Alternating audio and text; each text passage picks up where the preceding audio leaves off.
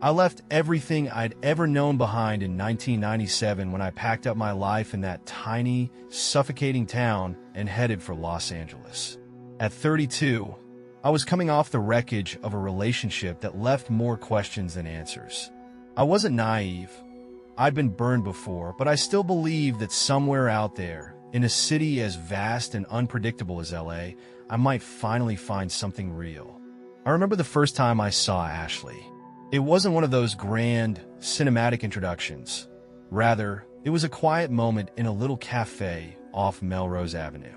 I was nursing a lukewarm coffee, lost in thought about the future I was trying so desperately to build, when she walked in. There was an effortless grace about her, the kind that made you pause and wonder if you just witnessed something extraordinary. At 29, Ashley had this enigmatic blend of vulnerability and confidence that pulled me in instantly.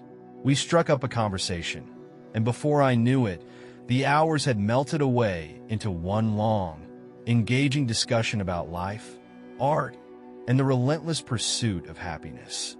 Our connection was immediate and electric. In a city where people often felt like strangers passing in the night, Ashley and I found solace in each other's company. We started dating, and almost as soon as we were together, everything felt like it was falling into place. There were late-night drives along the Pacific Coast Highway, spontaneous adventures through hidden parts of the city, and those rare, quiet evenings when it felt like the rest of the world had stopped spinning just for us.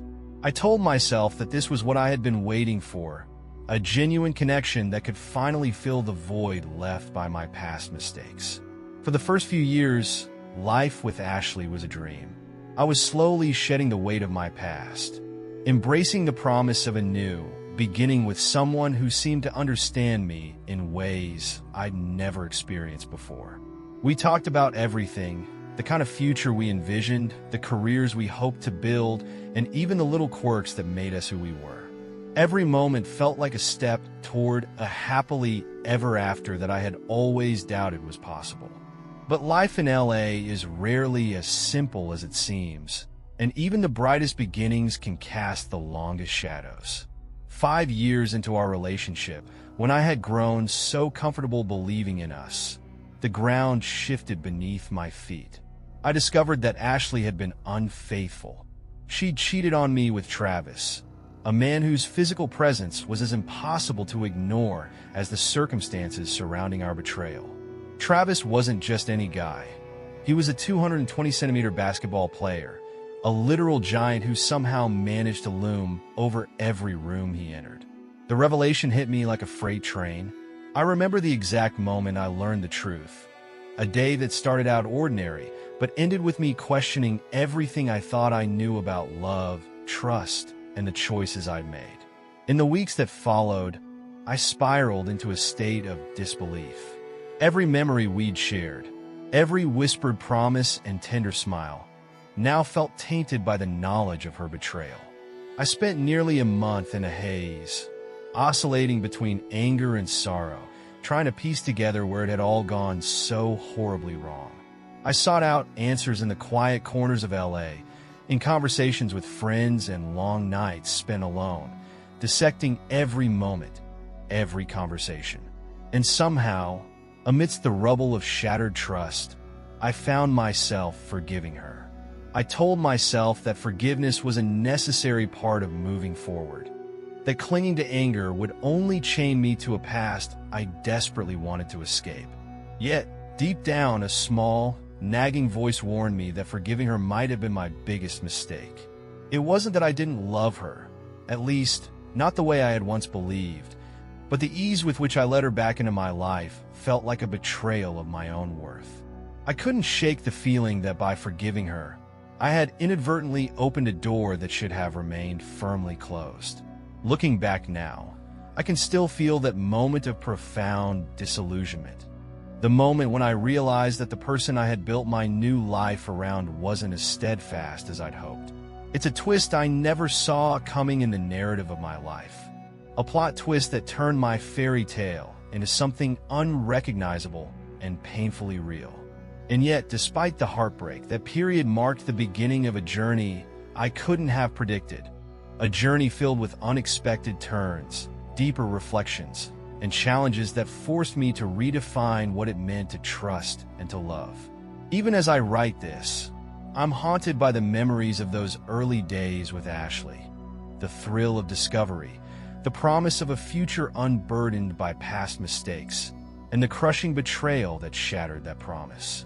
It's a chapter of my life that taught me that even the most perfect beginnings can hide secrets, and that sometimes the things we forgive the easiest are the ones that linger in the back of our minds, whispering that maybe, just maybe, we made a terrible mistake. We got married in what felt like a moment of clarity, a decision to leave the past behind and build something lasting together. I still remember the simple, heartfelt ceremony in a small chapel tucked away in Los Angeles. It was a fresh start, a promise to ourselves that we would create a life full of love, laughter, and hope. Before long, our home was filled with the joyful chaos of our two little miracles. Our son Jacob, with his mischievous grin and endless energy, and our daughter Sophia, whose quiet wisdom and gentle eyes brought light to even the darkest corners of our days. At first, everything was picture perfect. Ashley flourished in her new career in real estate, her confidence and ambition igniting a spark that seemed to promise an ever brighter future. Her income skyrocketed, and with it, the life we built appeared to be thriving. We were in a good place, or so I thought. As Ashley's career took off, I began to notice subtle shifts in our everyday routine. The laughter at the dinner table was replaced by long silences, and our once shared moments of intimacy were increasingly swallowed up by her need to be at work. I told myself it was just the growing pains of ambition, a sacrifice we both made in pursuit of something greater. But as the years passed, the distance between us grew in ways that couldn't be chalked up to mere exhaustion. I started to feel an unsettling chill in the spaces where our conversations used to be warm and engaging. There were late nights when I'd lie awake, listening for any sign that something was off, any whisper of a secret that shouldn't be there. The familiar comfort of our life was slowly being eroded by a creeping sense of dread. The more I tried to convince myself that everything was all right, the louder the nagging doubt became. I began to notice the small things. The way her phone would buzz at odd hours, the furtive glances she'd cast over her shoulder as if expecting someone to appear, the increasing secrecy around her schedule. It wasn't just about the long hours at work anymore. It was something more. The shadows in our home grew longer, and I felt compelled to confront the possibility that I was once again on the brink of betrayal. Unable to shake the feeling, I made a decision I never imagined I'd have to make. I installed spyware on her phone and computer. I told myself it was only to quell the anxiety that had been eating away at me for months, to get a clear picture of what was really happening behind closed doors. The act itself felt like a violation of the trust we painstakingly rebuilt, yet the fear of living in the unknown was a burden I could no longer bear. What I discovered shattered any remaining illusion of stability. There, in the cold, unyielding light of digital records, were countless messages, late-night calls, and flirtatious exchanges with someone named Derek.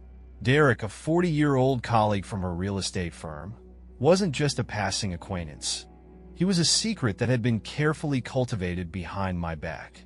The texts were intimate and laced with double meanings, painting a picture of a relationship that had been steadily growing while I remained in the dark. Each message was a betrayal, a confirmation of the creeping suspicion that had plagued my every thought. The shock was profound. I had already endured a betrayal once before, a wound that I had tried desperately to heal by forgiving and moving on. But this was different. This was a calculated, deliberate crossing of a line that I never thought Ashley could or would dare approach again. The revelation was like a thunderbolt on a clear day, a violent rupture in the carefully constructed life we'd built together. I confronted her, and the conversation that followed was a blur of anger, hurt, and desperate pleas for explanations that never really came. In her eyes, I saw a mixture of defiance and resignation, as if she was caught in the inevitable collapse of everything we once believed in. She tried to justify the distance, the late nights, and now the betrayal with talk of work pressures and the relentless demands of a rising career. But no explanation could justify the emotional infidelity that had found its way into our home. In that heart-wrenching moment, the weight of every hope, every dream we'd shared, came crashing down around me.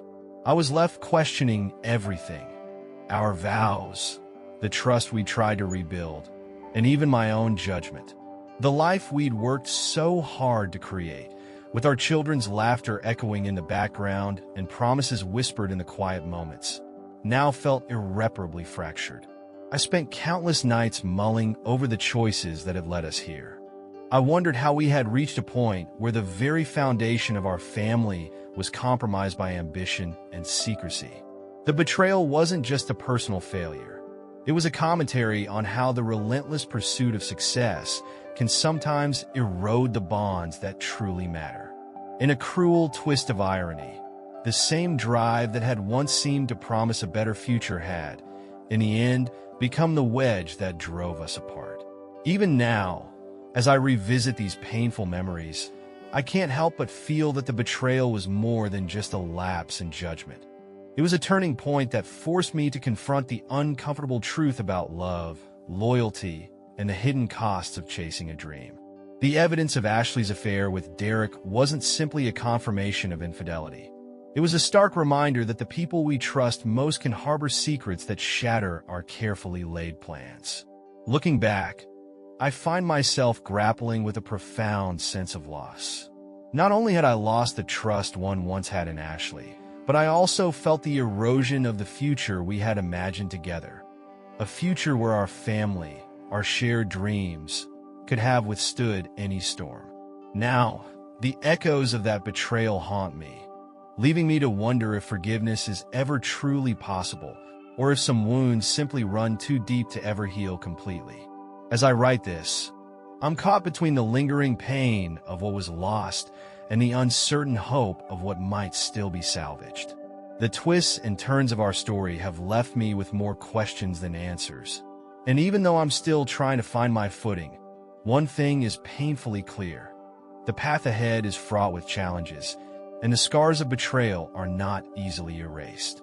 I spent countless nights trying to coax back the intimacy we once shared, desperately arranging quiet family dinners, playful outings, and heartfelt conversations with our kids.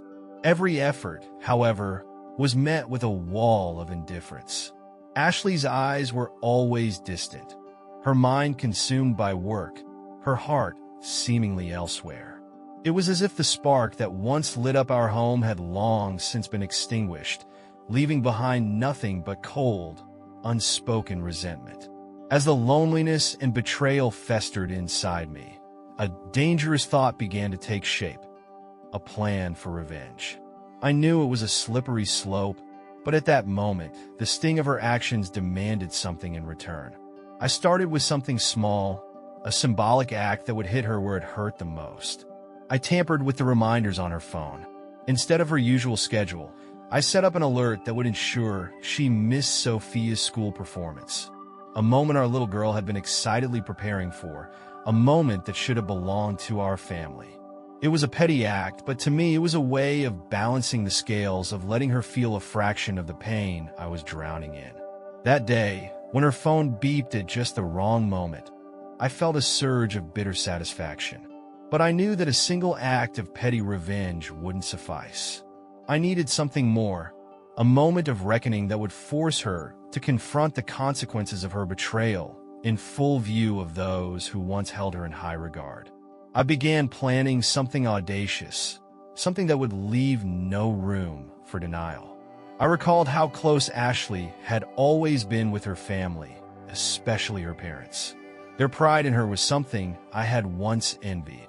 If they could see the truth of her duplicity, perhaps it would finally shatter the illusion of our fractured but still intact family.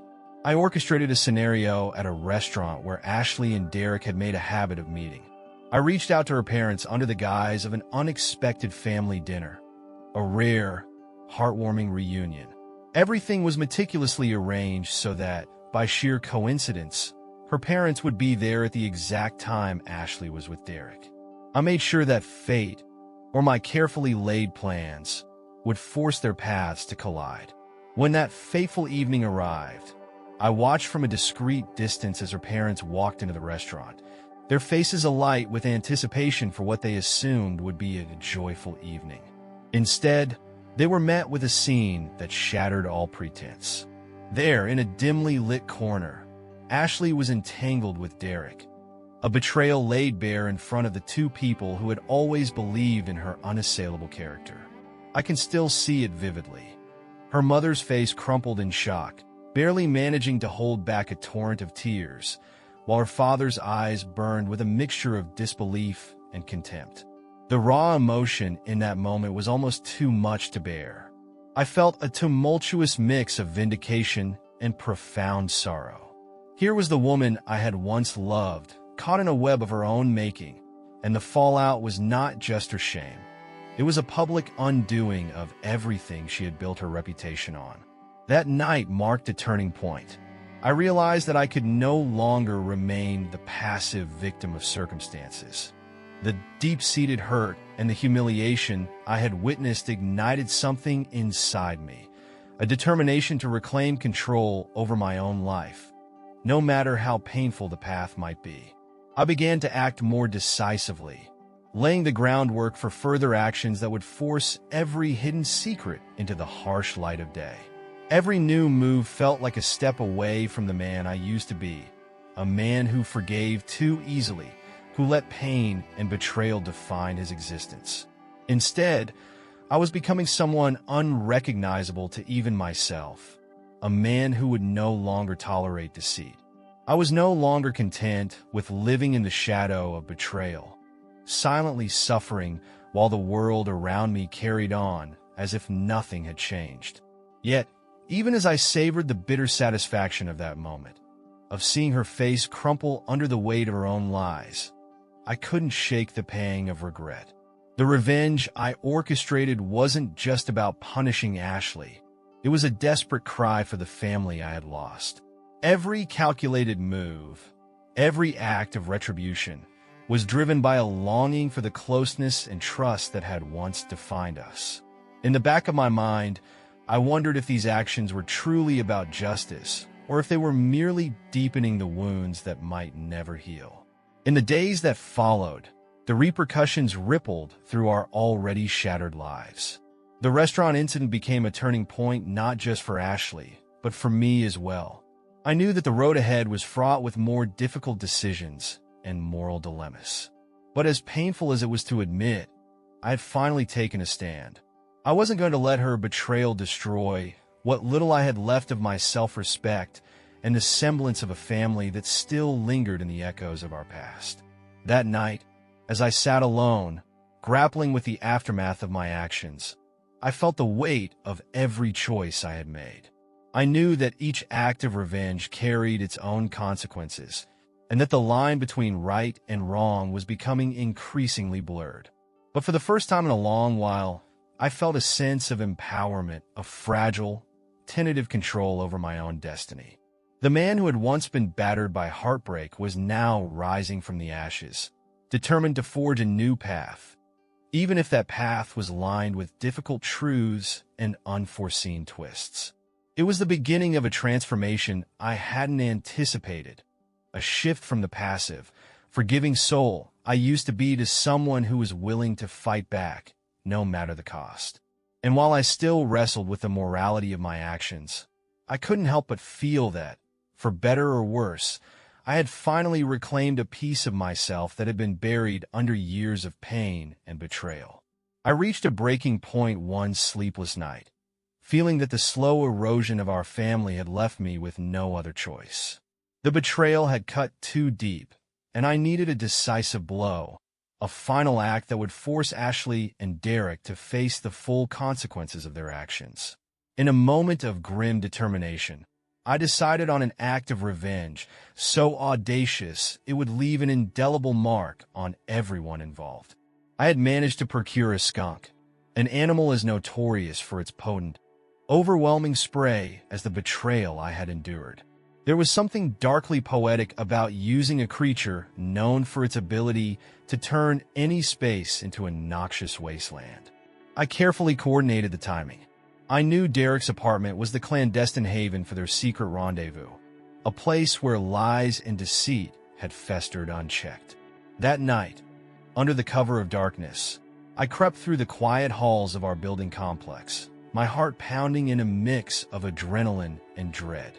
I approached Derek's apartment with the skunk securely caged in my arms, every step measured and deliberate. Once at the door, I took a deep breath and forced it open just enough to slip inside. I released the skunk into the living room, and for a moment, time seemed to suspend as the creature bolted in a wild frenzy. The ensuing chaos was immediate and overwhelming.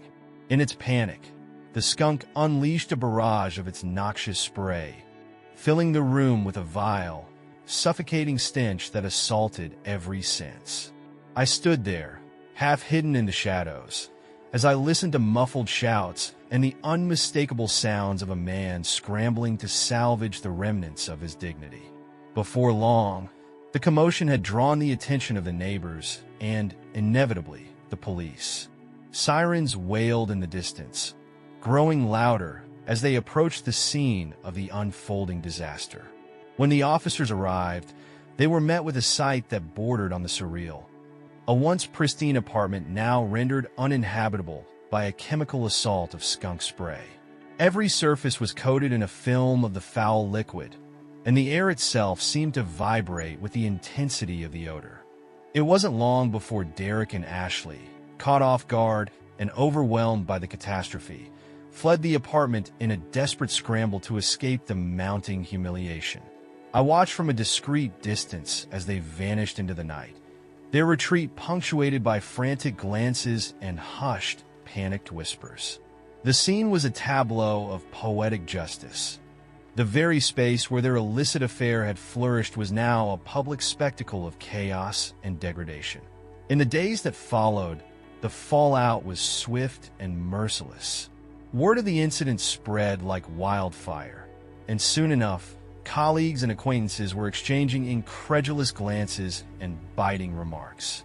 Derek and Ashley became the laughingstock of their social circles, their reputations tarnished by the scandal and the lingering stench that now seemed to follow them everywhere. At first, I felt a surge of vindication. The balance of power had shifted, and for a fleeting moment, the weight of my own suffering felt lighter, as if I had finally managed to claw back a piece of my dignity. Yet, as the initial rush of triumph subsided, an unsettling doubt began to creep in. The success of my plan was bittersweet. The image of their panicked escape and the whispers of ridicule swirling around them did little to ease the gnawing emptiness inside me. It was as if the act of retribution had opened a door to a darkness I had long tried to avoid, a darkness where revenge and regret danced an intricate, irreversible tango. Then came the unexpected twist that shattered the fragile satisfaction I had clung to. A few days after the attack, while I was still processing the surreal events, I received a cryptic text from an unknown number. The message was short but chilling. "You think you've won, but your past has a way of catching up with you." At first, I dismissed it as the rant of a vindictive stranger. But as the days wore on, more hints emerged, subtle signs that my actions had not gone unnoticed, that I, too, was now a player in a much larger, more dangerous game. The notion that my meticulously planned revenge might soon have consequences I couldn't foresee filled me with a new kind of dread. Every corner of that ill-fated night seemed to echo with the possibility of retribution. The skunk's attack had not only rendered Derek's apartment uninhabitable, but had also set in motion a chain of events that threatened to envelop everyone involved, including me. The neighborhood was abuzz with rumors, and soon I caught whispers suggesting that some of the very colleagues who ridiculed Derek and Ashley were quietly investigating the scandal. The thought that I might be implicated in this spiraling debacle made my stomach churn with anxiety. Had I, in my desperate bid for justice, planted the seeds of my own undoing? The more I thought about it, the more I realized that revenge is a double-edged sword. In my pursuit of a moment of poetic justice, I had unleashed chaos not only upon those who had betrayed me, but also upon the fragile balance of my own life. Every siren that wailed that night, every shocked expression I witnessed, served as a grim reminder that no act of vengeance is without consequence. The smell of that night, the overpowering, lingering stench of skunk spray, was a constant, unwelcome companion that refused to fade, much like the memories of betrayal and the creeping suspicion that my own life was now at risk of unraveling. That night marked a turning point, a point of no return where the roles of victim and avenger blurred into a single, inescapable identity. I had stepped into a realm where every action, every calculated move, carried with it the potential for unforeseen repercussions. And as I lay awake in the dark, the echoes of chaos reverberating in my mind, I was forced to confront the unsettling truth. In the quest for retribution, I had become entangled in a web of consequences far more complex and perilous than I had ever imagined. I was no longer satisfied with small acts of revenge. The skunk incident had been satisfying in its own twisted way, but it wasn't enough. If I wanted to truly expose Ashley for who she was, I needed something undeniable, something that would leave no room for manipulation, no way for her to twist the truth. I needed evidence, cold and irrefutable, something that would seal her fate in court and ensure that I walked away from our marriage with everything I deserved. That's when the idea struck me. Derek, for all his arrogance, was in a bad financial spot after his apartment had been deemed uninhabitable. The cleanup alone cost a fortune, and his real estate commissions had been fluctuating. I had done my research, quietly gathering details about his financial situation. He had recently renovated his place before it became a skunk-infested disaster, and had overextended himself. He was in debt, deep enough that desperation might make him reckless. I reached out to him under the guise of a simple business proposition. The setup was easy enough. A private meeting at a neutral location. No threats, no theatrics, just a straightforward offer. When he arrived, I could see the exhaustion on his face. The once cocky man who had been sneaking around with my wife now looked worn down, beaten by the same life that he had so arrogantly tried to control. I slid an envelope across the table. $10,000, I said, keeping my voice even, almost casual. In cash. All yours. No strings attached, except one small request. He eyed me warily, knowing better than to assume I was simply being generous. What's the catch? He asked, leaning forward, his fingers twitching ever so slightly. I let the silence stretch before finally speaking. I want a video, I said. Not just any video. I want footage of you and Ashley together. Meetings, conversations, anything that proves beyond a doubt what she's been doing behind my back. At first he laughed, a short, hollow chuckle. You really think I'd sell her out for 10 grand? I just leaned back, letting the moment sink in.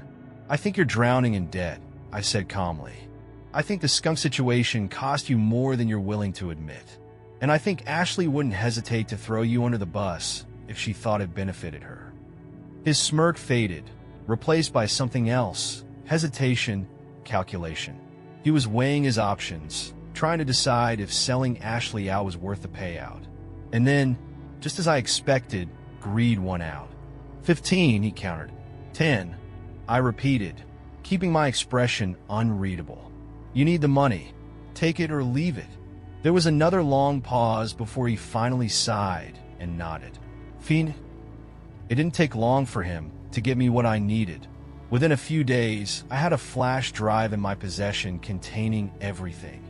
Videos of their meetings, audio clips of them talking about their affair, and even a few incriminating texts that she had sent him while still pretending to be the devoted wife and mother at home.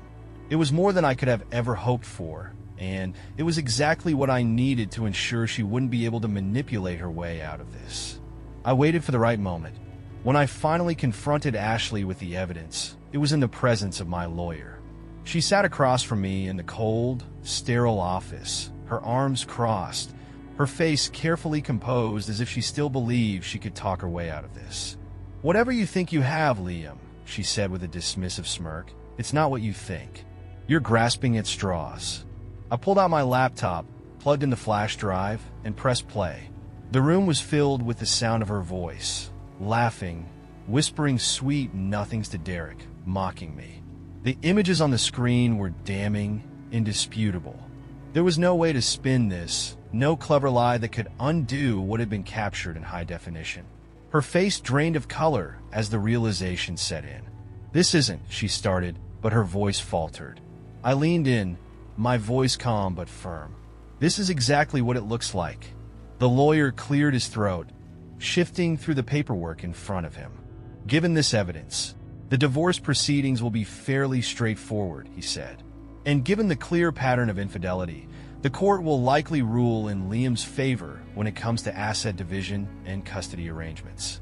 Ashley's eyes snapped to mine, filled with something that might have been rage or fear. Maybe both. "You set me up," she hissed. I shrugged. "You set yourself up the moment you thought I wouldn't fight back." She tried to argue, to deny, to twist the narrative into something that made her look like the victim. But the evidence was overwhelming, and the weight of her own actions came crashing down around her. Every lie she had spun, every excuse she had made, was now meaningless. For the first time in a long time, I felt a sense of control. This wasn't about revenge anymore.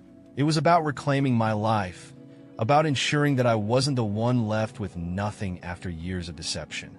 I had played my cards carefully, and for once, Ashley was the one who had lost everything. As I walked out of that office, leaving Ashley to grapple with the wreckage of her own making, I felt something I hadn't felt in years: freedom. She had underestimated me. She had assumed I would always be the passive, forgiving fool. But she had forgotten one crucial thing. I wasn't that man anymore. The day of the trial dawned with a tension I'd never felt before. A storm of anxiety and grim determination swirling inside me as I walked into the courthouse. I knew that Ashley, desperate and cornered, had decided to launch one final assault on my character. Along with her sister Megan, she had concocted a plan to pin accusations of domestic violence on me. A move so reckless and desperate that it almost seemed laughable in its audacity. Yet I also knew that if I let her get away with it, the very foundations of everything I'd fought for would crumble. I sat there in the courtroom, the sterile atmosphere punctuated by hushed whispers and the rustle of legal papers, trying to steel myself for what was to come. I was aware of the storm brewing against me, but I also carried a secret weapon. A recording that captured a chilling conversation between Ashley and Megan as they meticulously plotted this trap. I'd managed to record every incriminating word, every hush scheme, and every malicious laugh. That recording was more than evidence. It was the lifeline that would save me from their treachery. When Ashley took the stand, her eyes were guarded behind a veil of feigned hurt and contrition, as if the accusation of domestic violence were some grave injustice she was forced to endure. Megan sat quietly beside her, their expressions a mix of contrived sympathy and silent complicity. Their plan was clear: paint me as a monster, an abuser, so that their own betrayal might be overlooked. They hoped that by twisting the narrative, they could reclaim some semblance of control over the chaos they'd helped create. But as the prosecution introduced the recording, a palpable silence fell over the room. The first few words crackled through the speakers. A private conversation meant only for the ears of those plotting deceit. I remember the exact moment when Ashley's voice, laced with spite and desperation, was heard admitting their plan to falsely accuse me. There was no ambiguity, no hidden meaning. It was a confession in disguise.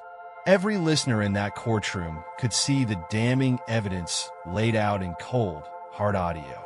The plan to trap me, to invert the roles and cast me as the villain, was laid bare for all to hear. The judge, a stern figure with a no-nonsense demeanor, didn't waste time. He dismissed the domestic violence allegations as nothing more than a desperate fabrication, a final, feeble attempt by Ashley and Megan to salvage what little they had left of their shattered reputations. In his measured tone, he made it abundantly clear that the evidence against them was overwhelming. It wasn't just about the recording. It was about the pattern of deceit, the calculated moves designed to manipulate the truth. The courtroom buzzed with a mixture of shock and relief as the scales of justice finally tilted in my favor. In the end, the verdict was nothing short of a complete reversal of fortune. I was awarded 97% of our joint property, a recognition of the years I'd poured into our life and the sacrifices I had made in the pursuit of honesty and stability. I was granted full custody of Jacob and Sophia, allowing me to provide them with the secure, loving environment they deserved. Furthermore, Ashley was ordered to pay alimony, a stark acknowledgement of the imbalance she had created. The judge's final act of justice, however, was perhaps the most unexpected. Both Ashley and Megan were sentenced to 6 months in prison for perjury. Their lies in court had not only undermined the integrity of the proceedings, but had also inflicted further damage on a system designed to protect the truth. Leaving the courthouse that day, I felt a complex mix of vindication and sorrow. The victory was bittersweet. While the truth had finally emerged and justice had been served, the journey had come at the cost of years of heartache and betrayal. I realized that the legal battle was more than just a means to reclaim what was rightfully mine. It was a final, irrevocable severance from a past that had tried to drag me into darkness. The courtroom scene still haunts me. The look of disbelief on the faces of those who had once cheered for Ashley, the stunned silence as the recording played, and the resolute nod of the judge as he delivered his verdict. In that charged atmosphere, I understood that the truth has a way of clawing its way to the surface, no matter how deeply it's buried. My recorded conversation with Ashley and Megan wasn't just a safeguard. It was a testament to the fact that in the end, deceit cannot stand against the weight of undeniable evidence. Now, as I piece together the remnants of my life and move forward with Jacob and Sophia by my side, I know that the battle was never really about the money or the custody. It was about reclaiming my dignity, about proving to myself, and to a world that had once turned a blind eye, that I was not the villain in my own story. The fall of Ashley and Megan was a harsh lesson in the perils of manipulation and the price of betrayal. I still remember the courtroom's final echo as the judge pronounced the sentences, a declaration that justice, though delayed, was finally served. That moment marked the ultimate downfall of the woman who had once been my partner and the woman who had chosen lies over loyalty. It was a turning point, a moment when the full measure of truth dismantled the carefully constructed facade of deceit. In retrospect, the trial was both an end and a beginning. It closed a dark chapter in my life, one marred by manipulation and betrayal, and opened the door to a future where truth, however painful, was the only currency that mattered. I carry the scars of that battle, but I also carry a renewed sense of purpose, a commitment to living a life defined not by the betrayals of the past, but by the hard-won lessons of resilience and integrity. As I sit here now, far removed from the chaos of that trial, I can't help but feel a deep, abiding gratitude for the truth that ultimately prevailed. The echoes of that fateful day remind me that no matter how intricate the web of lies may be, justice will find a way to shine a light through the darkness. And as I move forward, every step I take is a testament to the unyielding power of honesty, a power that, despite all odds, remains the strongest force of all. After her release, I soon learned that life had become a daily struggle for Ashley, a far cry from the confident woman she once projected. She couldn't secure a job that matched the ambitions of her past. Instead, she found herself working as a waitress in a rundown diner nearly 50 kilometers from the city. The irony wasn't lost on me. The woman who once carried herself with such poise and ambition was now forced to serve cold coffee and stale fries to strangers in a forgotten corner of our region. I heard the news from someone who had once known her in better days, and it stung, a final, public undoing of everything she had built. It wasn't only her career that lay in tatters. Her own children, Jacob and Sophia, once the joyful heart of our family, had distanced themselves from her. They no longer wanted to see the woman who had so carelessly shattered the sanctity of our home. I understood their pain, though it added another layer to my own grief. They deserved stability, love, and trust, things that were now irreparably lost in the wake of her choices. The chasm between what she once was and what she had become was too vast for them to bridge. I didn't let her fall from grace remain a quiet tragedy. Determined to ensure that everyone who had once held her in high regard would know the truth, I began sending out every piece of evidence I'd gathered over the years. I forwarded videos, texts, and recordings to friends and relatives alike, dismantling the carefully constructed facade she had maintained for so long. Each email, each forwarded message, was like a drop of acid eating away at the remnants of her reputation. In time, the whispers about her deceit grew louder, until it was clear that her past actions had sealed her fate in the eyes of everyone who once trusted her. Despite the finality of it all, the past has a stubborn way of resurfacing. Every so often, I'd receive a voice message, raw, unfiltered, and unmistakably from her. In these messages, the tone would shift unpredictably. Sometimes her voice would erupt in venomous curses aimed squarely in my direction, laden with anger and bitterness, as if she had nothing left but a desire to see me suffer.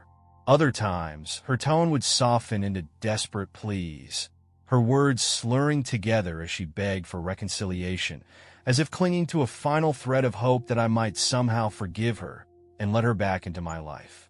Each message was a jarring reminder of the person she once was, a person who now existed only in shattered fragments and faded echoes of regret. For me, however, the chapter is definitively closed. The pain and betrayal that once consumed my every waking moment have been meticulously transmuted into a resolve that no longer allows for reopening old wounds. I've built a life, one defined by the steadfast love of my children, the quiet dignity of newfound independence, and the hard-earned peace of knowing that I reclaimed my truth. The finality of the verdict, the overwhelming evidence, and the painful process of justice have all contributed to a truth that cannot be undone. There's a peculiar solace in knowing that the story is over. I no longer dwell on the past. I don't replay the moments of hurt or the long nights of plotting revenge. Instead, I focus on the future, a future free from the shadows of betrayal and filled with a quiet certainty that I have finally moved on. The echoes of her downfall, the evidence I shared, and those desperate voice messages are now just distant memories in a closed chapter of my life. I no longer wish to be entangled in the web of her remorse or her anger. This is my final word on the matter.